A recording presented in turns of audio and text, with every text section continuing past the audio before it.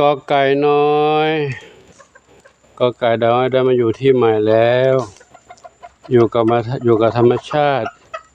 กับดินกับพื้นดินกับต้นหญ้ากอหญ้าชอบใจกินกันใหญ่จุ๊บกินอาหารกับดินกินอาหารกับหญ้าเป็นธรรมชาติของไก่เนาะ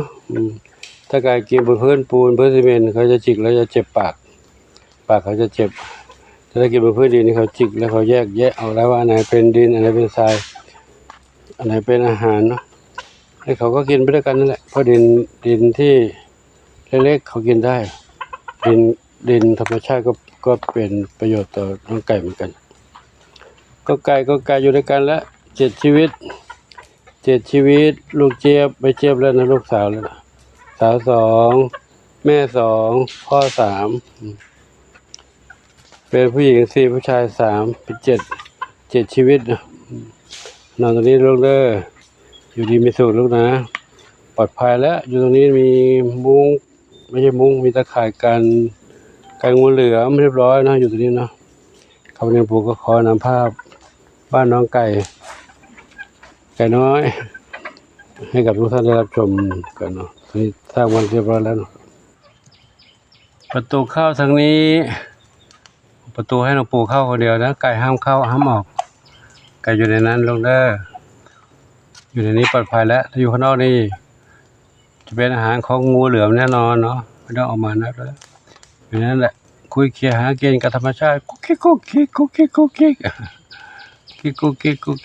เนาะเขาก็ขออำนวยพรให้ทุกท่านที่ได้รับชมและทุกท่านที่มีความรักความเมตตาต่อน้องเหมียวน้องไก่น้องกระต่ายน้องหมาน้องเต่าและสรรพสัตว์ทั้งหลายขออานิสงส์ผลบุญทั้งหลายจงอำนวยพรให้ทุกท่านพบความสุขความเจริญมีความสุขกายสุขใจปรารถนาสิ่งใดขอได้ทุกความมุ่งมั่นปรารถนาทั่วกันทุกคนทุกท่านเถิดวันนี้หลวงปู่ป่วยแต่ว่าต้องรีบทำให้เขาได้อยู่เนาะ ปวดเมื่อยอ่อนแรงปวดหัวมีไข้แต่ได้ทำงานแล้วก็เหงื่อออกก็ดีขึ้นแต่ว่าแสบคอแสบเพดานลำคอนี่แสบหมดแล้วถ้าพูดเยอะๆก็ยิ่งแสบเพราะใช้เสียงใช้กล่องเสียงใช้ลำคอครับก็เลยกินยาแล้วเดี๋ยวน่าจะสักวัน2 วันก็หายนะถ้าไม่หายก็ว่าอีกเรื่องหนึ่ง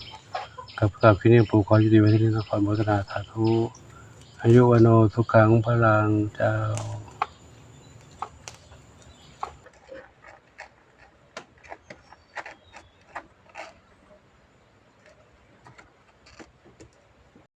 น้องเดียว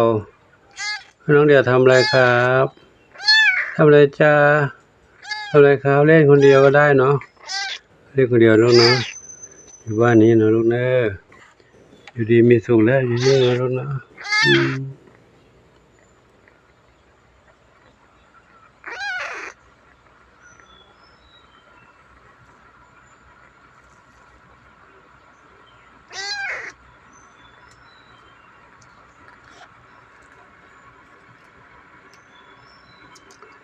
น้องเดียวมาคนเดียวชื่อน้องเดียวน้องบินเดี่ยวมาคนเดียวครับเมื่อเช้าร้องมากตอนนี้ดีขึ้นแล้วสงบลงแล้วนะแข็งแรงเนาะจะอยู่กับเพื่อนก็กลัวว่าจะได้รับเชื้อโรค